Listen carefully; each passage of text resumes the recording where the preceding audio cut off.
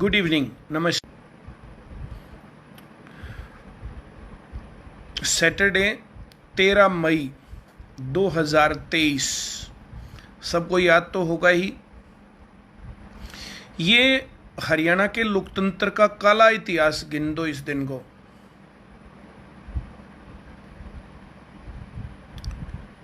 तेरह मई शनिवार 2023, सीईटी को क्वालिफाई करवाने के लिए कुछ स्टूडेंट्स और कुछ टीचर्स पंचकुला गए। कुछ लोग जा नहीं पाए, उनका मोरली सपोर्ट था। सभी स्टूडेंट्स वहाँ जा नहीं पाए, उनका भी मोरली सपोर्ट उसके साथ था। सभी युवाओं की जन भावनाओं को लेकर के हम वहाँ पर पहुँचे। सभी युवा जो 3.5 लाख हैं जिन्होंने एग्ज़ाम क्वालिफाई किया है, वे लोग जो चाहते हैं कि सभी क्वालिफाइंग कैंडिडेट्स को मौका मिले। और क्यों गलत है ये मैंने पहले वाली कई वीडियोस में बना रखा है, वीडियो डाली हुई है। सीईटी क्वालिफाई क्यों होना चाहिए और सीईटी के 4 गुना में क्या प्रॉब्लम है, वो सारी बात मैंने पूरी एक्सप्लेन कर रखी है।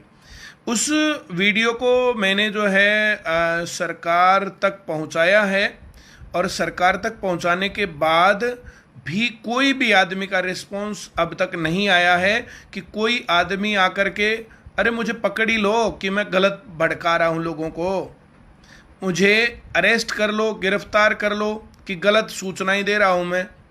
और अगर मेरी सूचनाएं गलत है, मैं तो हाथ जोड़ करके माफ़ी मांग करके कहता हूं कि सरकार का कोई अधिकारी मेरी बात को बैठ करके डिस्कस करे और बताए कि मैं गलत बात कर रहा हूं। मैं तो सही बात बोलने को तैयार हूं। मुझे राजनीति नहीं करनी, मुझे बच्चों का फ्यूचर दिख रहा है। बच्चे 2018 से इंतजार कर रहे हैं। 2018 के बाद कोई भर्ती बड़ी नहीं हुई है। 2019 में 3 भर्तियां निकाली थी हरियाणा पुलिस, पेंडिंग है अभी भी। ग्राम सचिव और ग्राम पटवारी कोई सीन ही नहीं है, पता नहीं कब लगेंगे। और जो हरियाणा क्लर्क लगे थे वो क्लर्क लग गए। उनका जो सौभाग्य रहा बेचारों का कि 2020 में पेंडेमिक के दौरान उन लोगों को नौकरी मिल गई थी। They are well settled now. पर मैं कह रहा हूं जैसे उस भर्ती के बाद कोई भर्ती निकली नहीं। पूरे हरियाणा के लेवल पर 30% से ज्यादा बेरोजगारी चल रही है और मुख्यमंत्री ने कसम खा ली है कि बिल्कुल नहीं सुनना। मुख्यमंत्री जी कहां जाएं हम, युवा कहां जाए, बच्चा कहां जाए, किसको क्या बताए। अगर आपको ना पता हो तो आप कैथल में, करनाल में, कुरुक्षेत्र में जाकर के सर्वे करवाइए। गांव के गांव खाली हो गए, डोंकी वीजा लगा करके 50-40 लाख रुपए में अपनी जमीन बेच करके कोई अमेरिका, कोई ऑस्ट्रेलिया, कोई ब्रिटेन, कोई कहीं पर जाकर के सेटल्ड हो रहा है और वहां जाकर के मजदूरी कर रहे हैं, क्योंकि यहाँ की पढ़ाई इतनी बढ़िया नहीं थी कि वे कुछ ना कुछ रोजगार पा पाते। और जिनको भारत में रोजगार नहीं मिलता तो इस पढ़ाई के दम पर विदेश में कैसे मिल जाएगा रोजगार।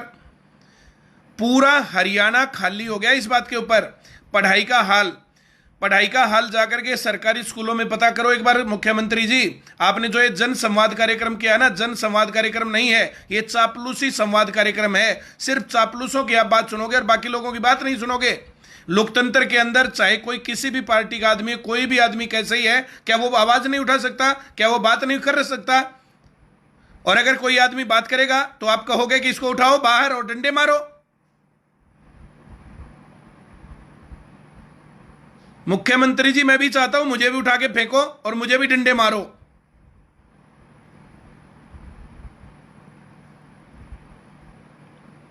इसलिए हमारी कोई आवाज नहीं सुनी जा रही थी, हमने गिरफ्तारी दी।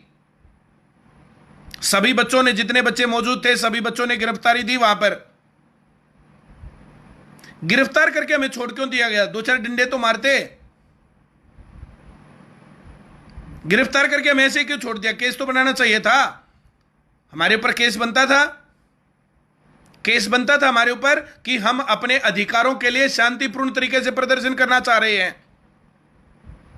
केस बनता था, हमने कोई तोड़फोड़ नहीं होने दी। मुख्यमंत्री जी 20 प्रदर्शन हो चुके, 20 प्रदर्शन, युवाओं के हजारों हजार की संख्या में प्रदर्शन। हर एक प्रदर्शन शांतिपूर्ण प्रदर्शन है और हर एक बार संवैधानिक तरीके से हम लोगों ने मांग पत्र दिया। चाहे डीसी साहब लेने आए चाहे नहीं आए, एसडीएम साहब लेने आए चाहे नहीं आए। हिसार के कार्यक्रम में तो शिक्षा का अधिकारी था, उसका क्या मतलब था जो है वो ज्ञापन लेने का। लेकिन फिर भी कोई बात नहीं, हमने दिया और वो मुझे पूरा श्योरिटी है 5,000 से ज्यादा स्ट्रेंथ थी वहां पर बच्चों की, आप तक पहुंचा होगा। लेकिन युवाओं की बात सुनना, आपने कान पकड़ लिया कि बिल्कुल नहीं सुनना। बहुत मेहनत करके, आपके साथ बातचीत करके, बहुत प्रोग्राम्स के अंदर बहुत मेहनत की, बिना खर्ची, बिना पर्ची और ईमानदारी से भर्ती होने लग जाए। लेकिन ये ईमानदारी की भर्तियां 2014 से 2019 के बीच में है। 2019 से और जो 2023 चल रहा है ना, और 24 तक मुझे लग नहीं रहा कि मामला कहीं ट्रैक पर आने वाला है। आप इस मोड में दिख नहीं रहे हो कि आप जो सुनने वाले हो किसी बात को।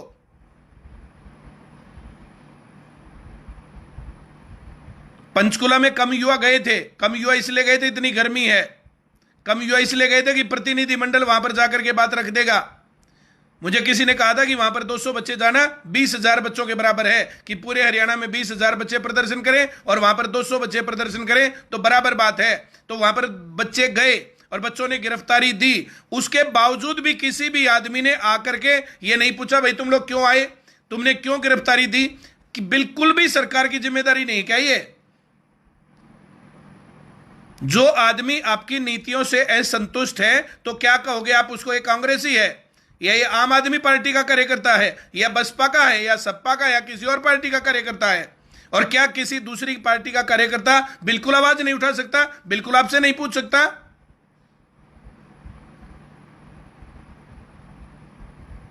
बना रखे मेरे ऊपर केस, डाल दो ना अंदर जेल में, क्या दिक्कत है? हम शिक्षा के ऊपर बोलेंगे मंत्री जी। हमने नई शिक्षा नीति का विरोध किया।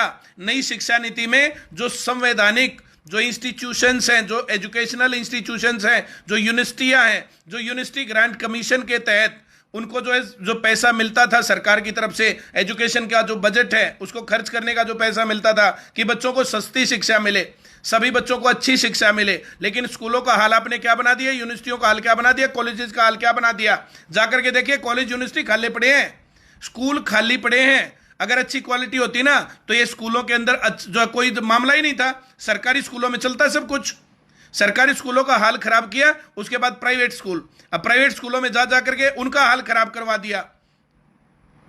स्कूलों को और प्राइवेट स्कूलों को छोड़ छोड़ करके पेरेंट्स और बच्चे आज एकेडमियों का रास्ता देख रहे हैं और छोटी छोटी एकेडमियों में पढ़ने को मजबूर हैं। क्यों? क्योंकि पढ़ाई की क्वालिटी एकेडमी में बढ़िया है। आप बदलते समय के साथ बदल नहीं रहे हो। ये स्कूलिंग का जमाना नहीं है, ये कंपटीशन स्कूलिंग का जमाना है। और जो बच्चे सरकारी स्कूलों के भरोसे या प्राइवेट स्कूलों के भरोसे रहेंगे ना, उन बच्चों का फ्यूचर खराब है। जो समझदार माँ बाप है ना, समझदार माँ बाप और जो समझदार बच्चे हैं, वो रास्ता पकड़ रहे हैं, वे कोचिंग ले रहे हैं, तैयारी कर रहे हैं 2 दिन आगे पीछे। किसी भी प्रकार की जन विरोधी नीतियां आप करने के बावजूद भी सरकारी नौकरियां बंद नहीं कर सकते। सरकारी नौकरियां बच्चे लगेंगे, इस आस और उम्मीद के साथ बच्चे पढ़ रहे हैं। लेकिन जो ये आप बच्चों के साथ रवैया अपना रहे हो ना, हर जन संवाद के अंदर बच्चे पहुंच रहे हैं, हर जन संवाद में बच्चों जो सीएटी का क्वालिफाइंग करने के लिए बोल रहे हैं, लेकिन आप सुनने को तैयार ही नहीं है। किसानों की तरह हर जन संवाद कार्यक्रम में जाकर के वहां पर प्रोग्राम को बच्चे अगर खराब करने लगे फिर क्या होगा?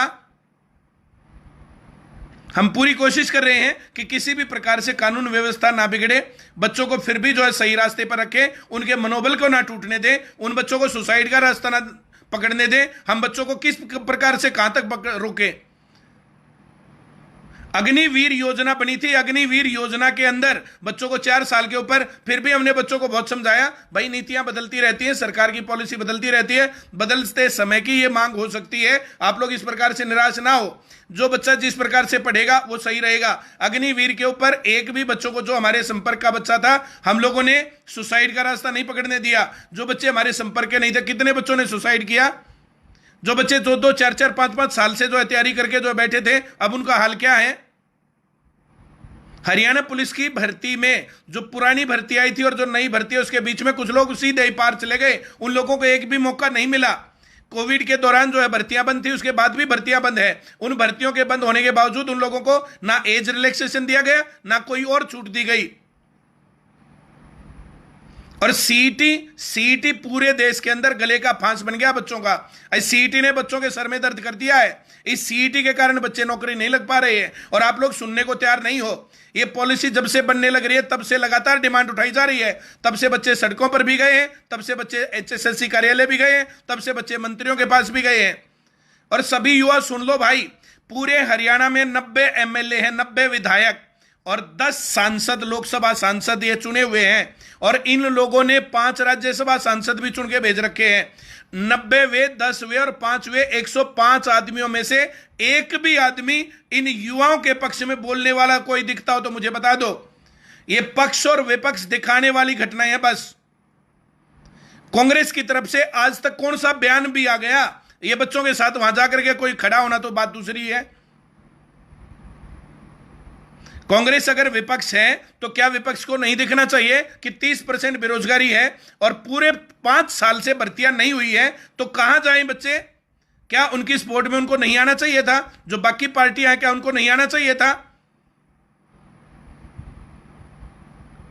बीजेपी के साथ जो मुख्य गठबंधन में जो पार्टी है जेजेपी, दुष्यंत चौटाला जी एक कार्यक्रम में मेरे साथ थे। मैंने उनको ये सारी बातें बताई थी कि बेरोजगारी का हाल ज्यादा खराब है, सीईटी को क्वालिफाइंग करना चाहिए और सारी डिमांड मैंने वहां पर उठाई थी। वो वीडियो इसके ऊपर है मेरे फेसबुक के ऊपर, आप पीछे जाकर के देख लीजिए। लेकिन इन्होंने कान पकड़ रखा, कोई कुछ भी करे, कितना ही बोले हम नहीं करेंगे।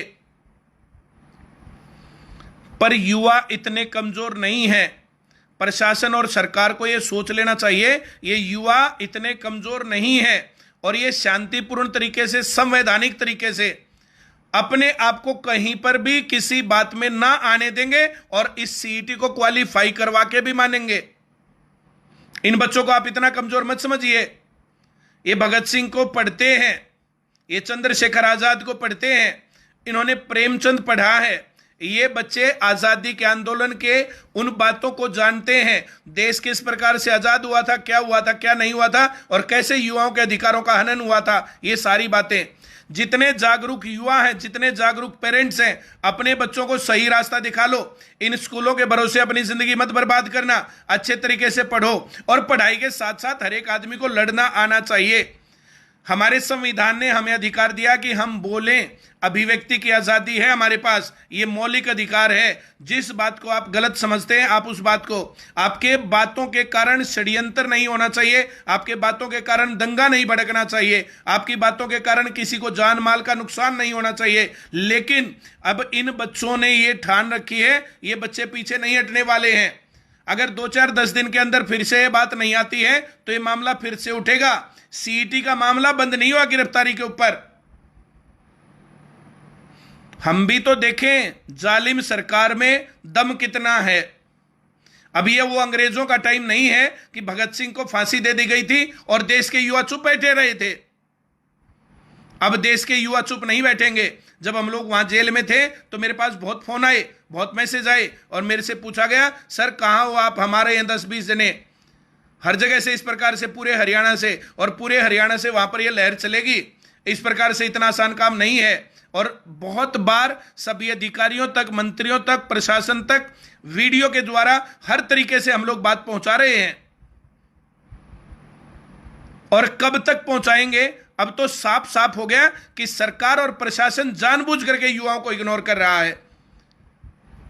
पक्ष और विपक्ष कोई सुनने को तैयार नहीं है और इनके भरोसे अगर अपने बच्चों का अच्छा करियर सोच रहे हो तो गलत सोच रहे हो। ये वीडियो माँ बाप तक, बच्चों तक, हर जगह तक पहुंचा दो। इसको ज्यादा से ज्यादा शेयर कर दो, हर जगह इस वीडियो को पहुंचा दो। युवा शांत नहीं बैठे हैं। धन्यवाद।